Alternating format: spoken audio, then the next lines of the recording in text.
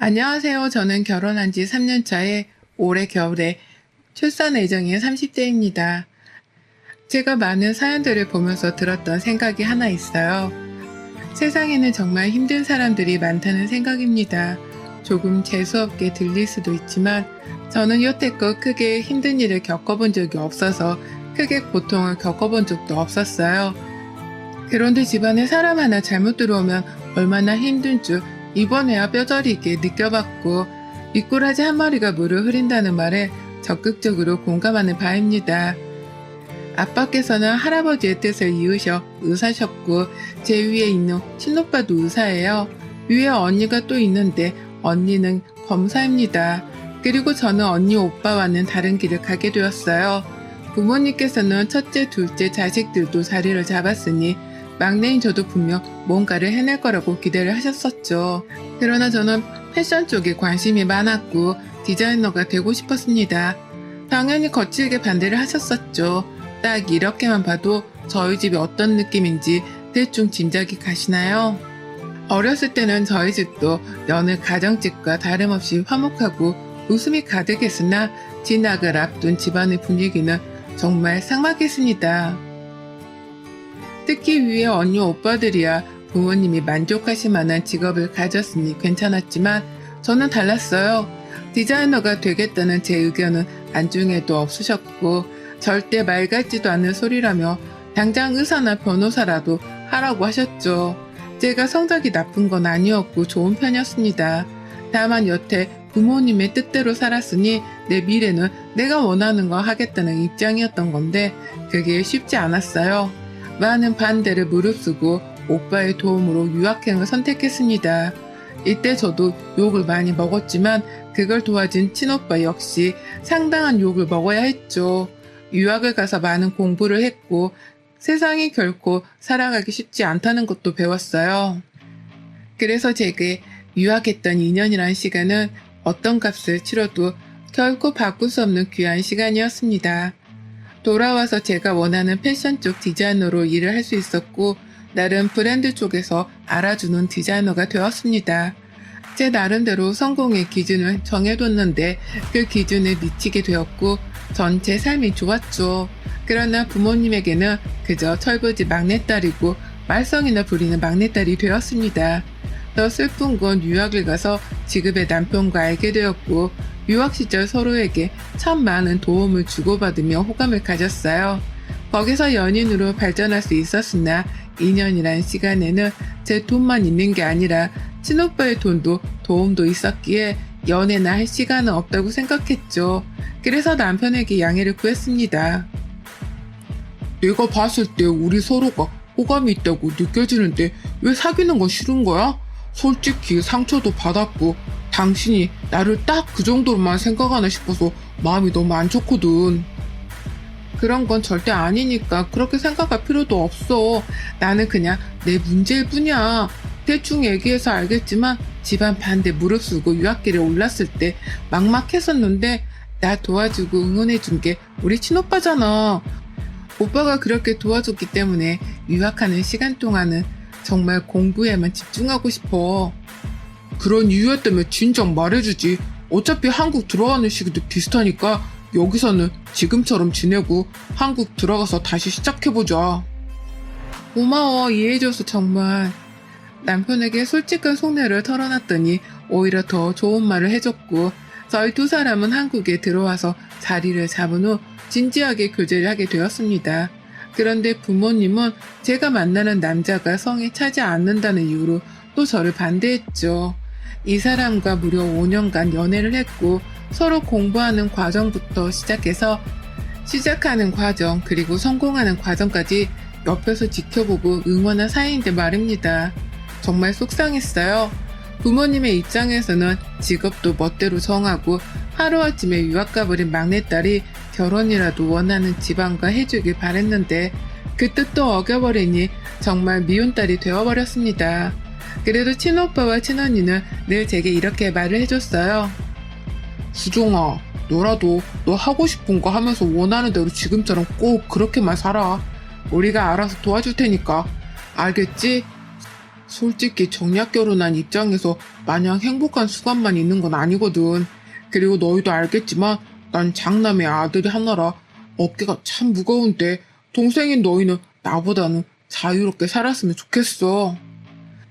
그래, 오빠 말이 맞아. 나도 부모님 뜻 거스르지 못하고 질질 끌려다니며 이렇게 바보처럼 살지만 수정이 너라도 자유롭게 살았으면 좋겠어. 그래서 언니는 너가 정말 디자이너로 성공한 지금 모습이 너무 대견스럽고 멋져 보여. 진짜? 늘 고마운 거 알지? 싸울 때나 아직도 죽일 듯 싸우지만 그래도 언니랑 오빠가 있어서 참 든든해. 아마 이 사람이랑 결혼하는 게 마지막 산일 것 같은데 이것도 잘 넘어봐야지. 도와줘라 정말. 다른 건 몰라도 결혼은 네 행복을 위해서라도 사랑하는 사람이랑 하는 게 맞아. 도와줄 테니까 걱정 마 임마. 이제야 오빠 같네. 고맙다. 전 늘 말썽쟁이 어디로 튈지 모르는 막내로 부모님께는 비춰졌지만 언니와 오빠랑은 늘 상의를 했고 이렇게 도움을 받으며 헤쳐나갈 수 있었습니다. 긴 반대 끝에 결국은 또 제가 부모님 뜻을 거스르고 남편과 결혼을 했어요. 제가 결혼하고 나서부터는 솔직히 너무 행복했습니다. 결혼이란 게 이렇게 좋은 거구나를 느끼며 하루하루를 살았어요. 시부모님은 제게 너무 잘해주셨고 남편은 말할 것도 없었죠. 그런 모습을 보며 부모님의 꽁꽁 얼어버린 마음도 점점 풀리게 되었습니다. 제 남편이지만 정말 대단할 정도로 노력을 많이 해줬어요. 남편과는 식사도 잘 하지 않으시려고 해서 마음이 늘 불편했는데 어느덧 아빠께서는 남편에게 먼저 연락해서 골프 치러 가자고 하시거나 식사하자는 말도 하셨습니다. 그런 모습을 보며 정말 다행이지 싶었고 시댁에 더 잘해야겠다 다짐했죠. 시부는 쓸데없는 말을 굳이 하지 않는 꽤 정직한 분이셨습니다. 무뚝뚝하지만 며느리인 제게는 너무 따뜻하신 분이었죠. 시모 역시도 비슷하셨어요. 이렇게 좋은 집안의 막내딸이 어떻게 우리 아들을 만났냐면서 저를 하늘에서 간 내려온 천사라고 늘 칭하셨죠. 남편에게도 들어보지 못한 말인데 시부모님은 저를 그렇게 예뻐해 주셨습니다. 직업 특성상 갑자기 주말에 쉬다가도 나갈 때도 있고 야근이 많은 시즌들이 있는데 그럴 때면 시모는 저를 욕하지 않고 도시락까지 챙겨주셨어요. 제가 바쁘면 잘 안 챙겨 먹을 걸 알고 집 냉장고에도 맛있는 거 많이 해두시고 제가 그때그때 가지고 나가서 먹을 수 있도록 도시락도 따로 만들어 주셨죠. 처음에 이 도시락을 받고는 너무 감동을 받아서 눈물이 막 났었고 시모가 이렇게 해다 주시면 저는 무조건 귀찮아도 도시락 들고 다니면서 맛있게 먹었습니다. 저를 생각해서 해주신 그 마음이 너무 감사해서요. 사이가 좋다 보니 시댁에도 자주 가는 편이었고 한번 가면 난리도 아니었습니다. 무엇보다 무슨 말을 하든 상황이 있든 시부모님은 적극적으로 제 편을 들어주셨죠. 이번에 수정이가 2주 동안 잠을 제대로 못 자고 이랬잖아. 근데 하루는 얼마나 피곤했는지 소파도 아니고 거실 바닥에 외투도 안 벗고 그대로 자고 있는 거야. 화장도 안 지우고 자고 있어서 안쓰럽다고 생각하려고 하는 순간에 식탁을 보니까 컵라면 먹은 거랑 삼각김밥 먹은 게 있더라. 그래서 혼냈어 내가. 아 뭐야 왜 그런 말을 해. 매일 그러는 줄 아시겠네. 야 준서가 너무 배고픈데 피곤하니까 세상에 옷도 못 벗고 그냥 대충 컵라면으로 때우고 겨우 잠든 건데 그걸 혼내고 그러냐.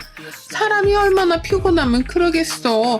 거기다 수정이 얘 힘들면 밥도 안 먹고 자는데 오죽 배가 고팠으면 그러고 라면을 먹었겠냐. 듣기에 짠해 죽겠는데 왜 혼내. 그러게 말이야.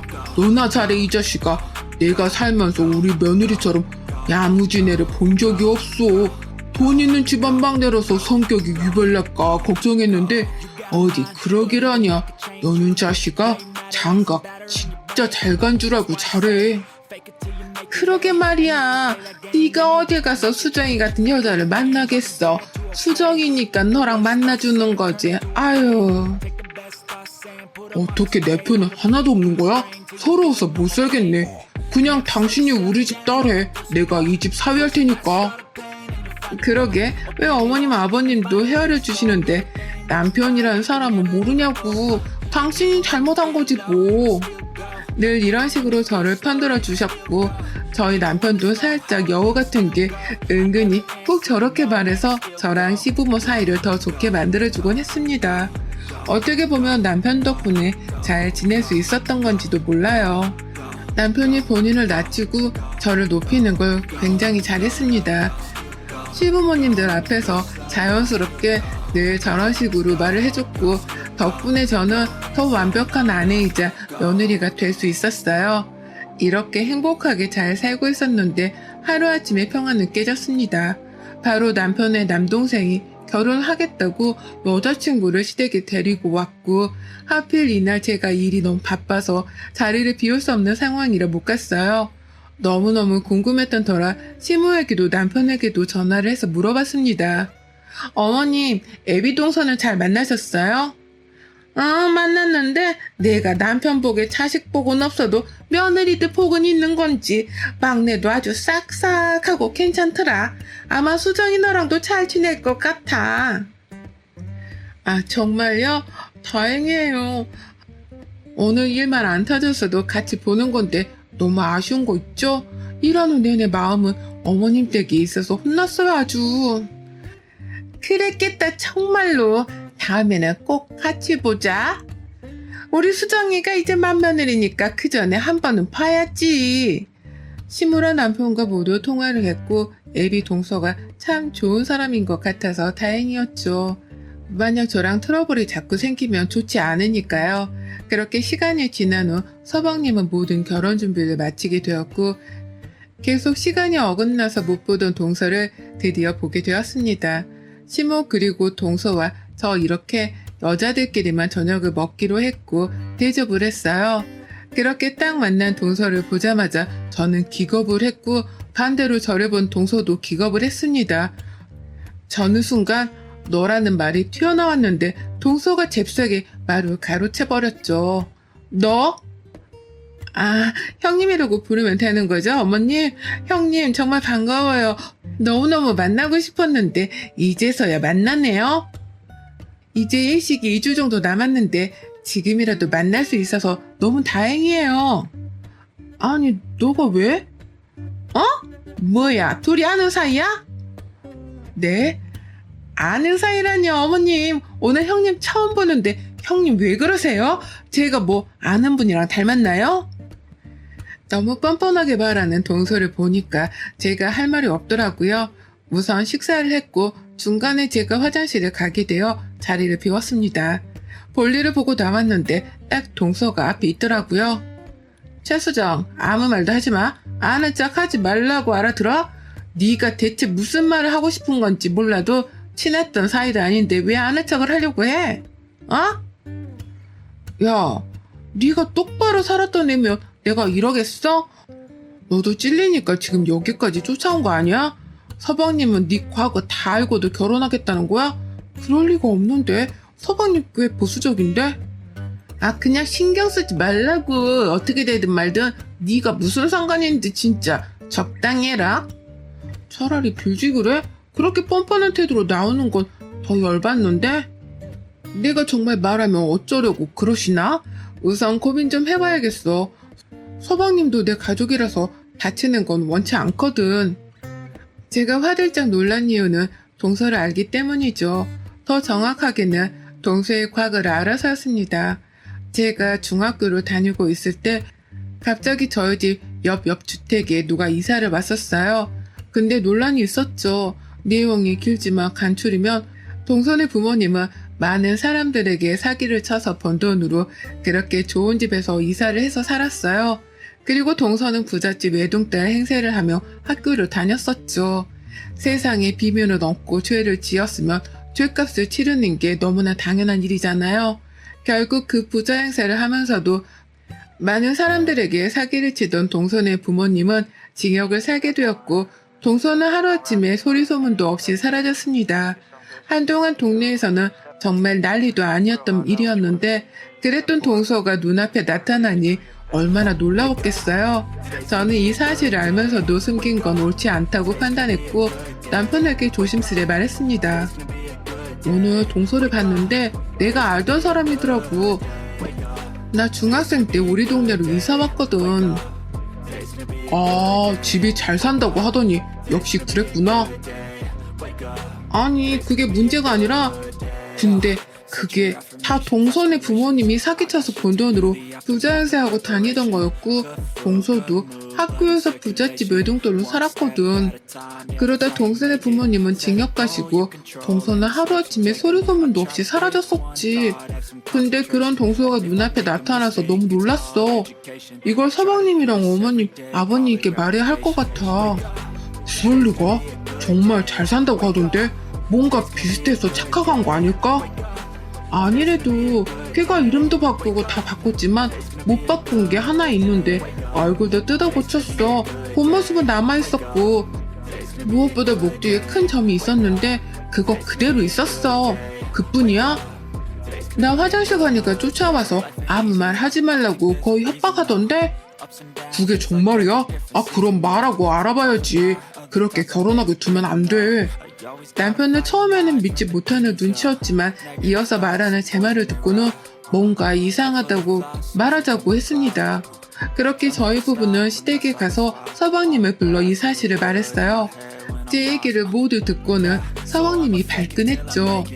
그럴 리가 없어요. 제가 장인 장모님도 모두 만났었고 절대 그러실 분들이 아니에요. 뭔가 비슷한 사람들이랑 착각하셨겠죠. 저희 결혼할 때 비용도 그쪽에서 거의 부담하는데 사기로 징역 살다 온 사람들이 그 많은 돈이 어디 있겠어요. 전 제가 알고는 모든 사실을 말해준 거예요. 알면서도 모른 척 하는 건 정말 아닌 것 같아서요. 다만 선택은 서방님이 하실 몫이겠죠. 저한테 따라와서 그렇게 얘기까지 했으면 본인이라고 자백한 거는 다름없는데 그래도 못 믿겠다면 어쩔 수 없죠. 신중해야 해. 작정하고 속이면 왜 안 속겠어? 내일 당장 막내 불러서 다 같이 얘기하자. 결국 시부모는 신중할 문제라며 방방 뛰는 서방님을 진정시켰고 동서를 불러다가 다 같이 대화를 나누기로 했습니다. 어차피 다음날도 시댁에 와야 하는 상황이라 저희 부부는 시댁에서 하루를 묵었어요. 자고 있는데 누군가 저를 막 흔들어 깨웠고 눈 떠보니 동서였죠. 야, 너 내가 아무 말 하지 말라고 했지? 근데 다 말했더라? 시간이 얼마나 지났는데 우리 집이 아직도 그렇게 살 것 같아? 넌 내가 바보 같니? 그렇게 당당하며 가족들 앞에서 말해. 왜 자는 사람 방에 몰래 들어와서 이러고 있는 건데 지금 네 모습 자체가 나 굉장히 두려워요. 무서워요 하고 있는 건 알지? 너 두고 보자. 내가 찍소리 안 하고 형님 대접 하려고 했는데 아무래도 넌 가만둘 수 없겠다. 그래 어디 두고 볼게. 최선을 다해봐. 동서는 가족들과의 대화에서 솔직하게 말을 하더라고요. 형님 말이 다 맞아요. 저는 너무 어려서 잘 몰랐었죠. 근데 원래 부유하게 살았었고 투자하다 뭐가 잘못되면서 사기로 넘어가셨다고 하더라고요. 부모님 그렇게 징역 사셨고 저는 지인분들 보호 아래 다른 곳에서 새 출발하면서 살았어요. 제게 너무 큰 상처고 충격이라 묻어뒀던 얘기예요. 또 저희 부모님이 억울한 부분이 있어서 말하는 것 자체가 싫었거든요. 속인 것 같아서 죄송해요. 거봐, 이 사람 그럴 사람 아니라고 했잖아. 살다 보면 억울한 일 당할 수도 있고 그렇게 높은 위치에 계시다 보면 억울하게 누명 쓰고 징역 갔다 올 수도 있지. 그게 뭔 대수야. 현재 이 사람이 중요하지. 평생 꼬리표 달고 살아야 할 이유는 없잖아. 동서의 눈물쇼에 온 가족의 마음은 의심에서 동정으로 바뀌게 되었고 이 결혼은 성사되었습니다. 저는 솔직하게 동서가 여전히 쇼를 한다는 생각이 있었기에 거리를 뒀고 남편에게도 절대 돈거래를 하지 말라고 신신당부를 했어요. 동서든 서방님이든 말이죠. 그런데 어느 날부터인가 묘하게 시부모와 서방님이 저를 대하는 게 달라졌다고 느끼게 되었습니다. 사람이 촉이라는 게 있잖아요. 누가 봐도 제가 뭘 잘못한 것처럼 점점 변하는 게 느껴져서 기분이 불쾌했습니다. 뭔가 이상하다고 느끼고 있을 때쯤 시부 생신이라 오랜만에 온 가족이 모여 식사를 하게 되었어요. 평소에도 동서는 시부모 옆에서 아주 여우짓을 잘했는데 이날도 역시 그러기에 대단하다고 속으로만 생각하고 식사를 하고 있었습니다. 그런데 시모가 그날따라 뭔가 화가 잔뜩 나 있는데 겨우겨우 참는 것처럼 보여서 걱정스러웠죠. 시모는 뭔가를 말할 듯 말 듯 하다가 결국은 숟가락을 딱 내려놓고 제게 말했습니다. 수정이 너 나한테 거짓말한 거 있으면 솔직하게 말해. 지금이라도 말하면 내가 눈 감아줄 테니까. 정말 속에서 천불이 나서 밥을 못 먹겠네. 어허, 이 사람이 식사하는데 왜 그래? 따로 얘기를 하던가 해. 뭘 따로 얘기해. 여기 다 연관 내 식구들 아니야? 저요? 어머님, 제가 뭐 잘못한 거 있나요? 저는 모르겠는데. 몰라? 네가 왜 몰라? 너 이제 그렇게 잘 산다고 부유하다고 들었는데 아니라며. 막내 부모님 징역 살게 한 것도 결국 너희 부모님 때문이라며. 사람의 탈을 쓰고 그렇게 사는 거 아니다 너. 정말 실망했다. 대체 무슨 소리인지 영문을 알 수 없어서 어리둥절한 상황이었습니다. 그때 동서가 무척 당황한 듯 동공 지진이 일어났고 시모를 말렸죠. 어머님, 여기서 이렇게 말씀하시는 건 아닌 것 같아요. 우선 고정하시고 따로 말을 해보시죠. 뭘 따로 말해? 말할 것도 없지. 넌 억울하지도 않아? 너희 부모님 옥살이 시키고 애네 집은 멀쩡히 저렇게 엘리트 집안이네 뭐네 하면서 살고 있는데? 동서가 지금 우리 집에 대해서 뭐 거짓말한 거야? 옥살이 시킨 게 우리 부모님이라고? 어이가 없네 진짜. 그럼 아니에요? 아니 우리 솔직해져 보죠. 솔직히 맞잖아요 형님. 제가 참고 살려고 했는데 억울해서 어머니께 살짝 말한 게 화근이었네요. 여태 왜 가족들이 저를 차갑게 대했는지에 대한 미스테리가 확 풀리는 동시에 순간 너무 열받는 겁니다. 안 그래도 밉상이던 저 동서가 없는 말까지 지어낸 게 너무 화가 났고 전 밥 먹던 숟가락을 동서 이마에 집어 던졌어요. 야, 네가 한설로 사면 뭐가 달라져? 한주연, 너 사람 잘못 건드렸어. 진짜 입 닥치고 조용히 살지 감히 누굴 건드려? 우리 부모님은 너희 부모님이 어떻게 생겼는지도 몰라. 주연아, 세상이 만만하니? 너 명예훼손뿐만 아니라 이것저것 다 뒷조사해서 어디 걸어줘봐. 너도 너희 부모님처럼 옥살이 좀 해볼래? 내가 최근에 하나 들은 게 있는데 너 애도 낳았다며? 그 애는 보육원에 있다던데 그렇게 살고 싶어? 뭐라고? 너 지금 무슨 소리 하는 거야? 거짓말 좀 하지 마. 어머님, 아버님, 그리고 서방님, 최근에 알았어요 저도. 그래서 이걸 어떻게 말씀드릴까 했는데 얘 애도 낳았고 혼자 키우다 서방님이랑 결혼하려고 애 보육원에 버린 인간이에요. 대체 저랑 저희 부모님을 어떻게 보셨길래 저딴 거짓말을 믿고 이렇게 대하시는지 모르겠지만 전 더 이상 이런 미친 애랑 얼굴 마주보고 싶지 않네요. 알아서들 하고 사세요. 동서에 대한 남은 실체까지 까발려주자 이혼을 당했더라고요. 그리고 서방님과 시부모에게 얽힌 채무 관계에 대해서는 고소를 당했죠. 남편은 제게 무례하게 대한 본인 가족들에게 진심으로 사과할 것을 요구했지만 전 받아주지 않았습니다. 그렇게 시간이 꽤 흐른 뒤에야 받아줬고 시부가 넉넉지 않은 형편임에도 불구하고 제게 1,000만 원을 쥐어주시며 아이 낳을 때 필요한 것들을 사던가 쓰고 싶은 것을 하며 진심으로 사과를 해주셨어요. 지금은 곧 태어날 아이와 남편만 생각하며 살고 있고 시부모와 서방님은 여전히 제 눈치를 보고 있습니다. 동서는 어디 가서 또 사기나 치고 다닐지 모르겠네요. 여러분의 생각은 댓글로 남겨주세요. 오늘도 시청해주셔서 정말 감사합니다.